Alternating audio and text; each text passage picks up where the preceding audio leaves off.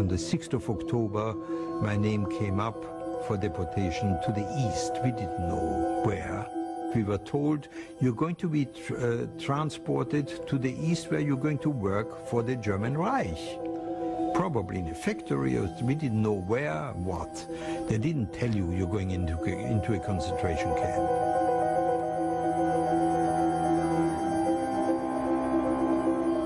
We became so automatic. Whatever we were told, we had to do. There was no question of saying, no, I will not go. It was the hottest day I've ever remembered in my life. We were all packed in like sardines. If we touched each other, the bodies were burning. I remember telling my wife if she wanted to get married, of course I might get sick and ill. Poland is a long way from Holland and it's cold and all that. If I don't get back, you can marry. Be sure you get a husband who's good for the baby. We were thinking about a child, nothing else. But we were very, very frightened people.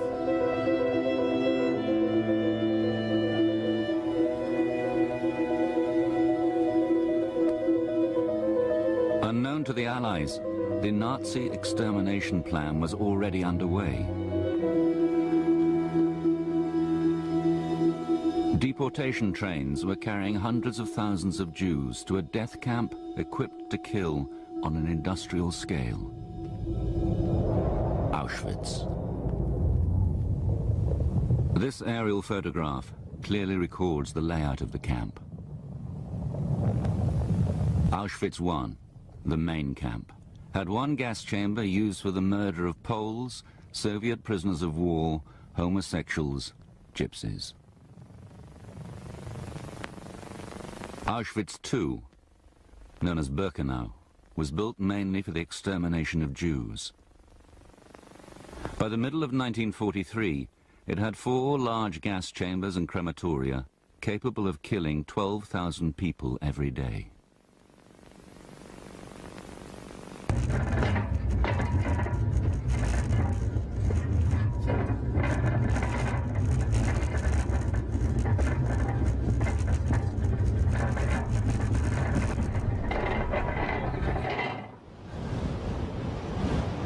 When they opened the door of the cattle wagons, you could see that the platform was full of SS with dogs and whips in their hand and all that, and they're shouting "Raus!"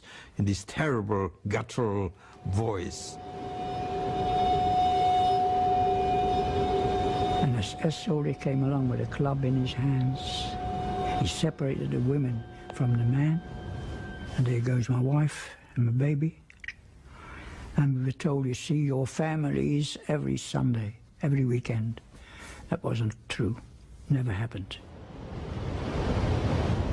And we were ordered to walk, and we walk through the arch. We had entered Birkenau camp. And a few minutes later, I'm looking to my right, I see on my right a truck coming towards us and stops in front of us. And the truck is full of women and children. And there's my wife with the baby in her arm. I shout out to her. She didn't hear me. Then the truck moves away.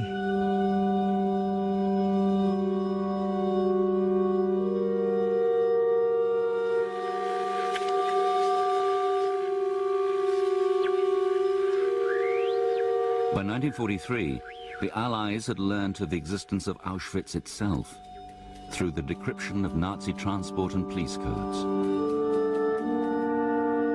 But analysts believed it to be nothing more than a slave labor camp, and that the high mortality rates recorded in the German ciphers were due to exhaustion and disease.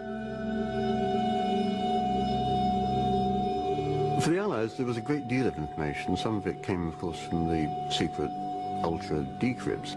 But it was actually very difficult to take all these bits of evidence, some of them very partial, some of them just, you know, little snippet here and there.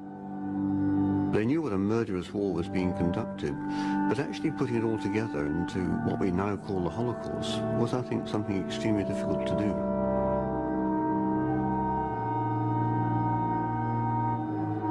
Some of the people who came there with their wives and with their children, they're asking, where's our family, where's our wives, where's the children that we had?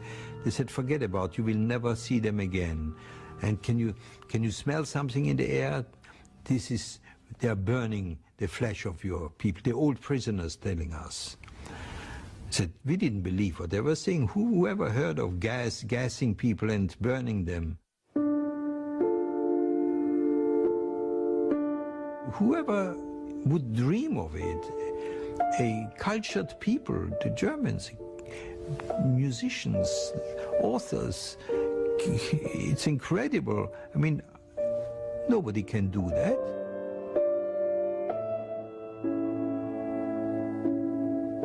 And I still didn't believe that they were killing people.